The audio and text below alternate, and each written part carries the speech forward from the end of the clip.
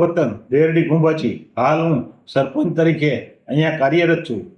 અમારો કહેવાનો વાત તાત્પર્ય એવો છે કે હાલની અંદર અમારા ગામની અંદર પશુ દવાખાનું જર્જરિત થયેલ છે, જેની ગયા વર્ષે 23-24ની અંદર 75 લાખ રૂપિયા ગ્રાન્ટ પણ મંજૂર થઈ ગઈ છે, જેનું આજની તારીખે હજુ ટેન્ડર પ્રક્રિયા થયેલ નથી. તો આ ટેન્ડર પ્રક્રિયા તાત્કાલિક ધોરણે થાય અને હાલમાં પશુ દવાખાનું નવું કાર્યરત થાય, તેમજ એ જ પશુ દવાખાનાની અંદર હાલમાં 2020-21થી કોઈ પશુ ડૉક્ટર તરીકે કાયમી નિમણૂક થયેલ નથી.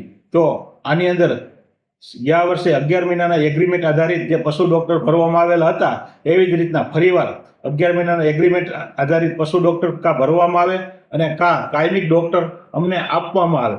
તેમજ રાજ્ય સરકાર અને કેન્દ્ર સરકારની સંયુક્ત જે 1962 વાન ચાલતું હતું, જે શરૂઆતમાં 12 ગામની અંદર દેરડી ગુંબાજી હેડક્વાર્ટર હતું અને જેને વધારી અને જેતપુરના 12 ગામ આની અંદર નાખવામાં આવેલા છે, જે 24 ગામ હોવાથી દેરડી ગામના તેમજ આજુબાજુના 12 ગામને આનો પૂરતો લાભ મળતો નથી. તે ફરી 12 ગામ કરવામાં આવે.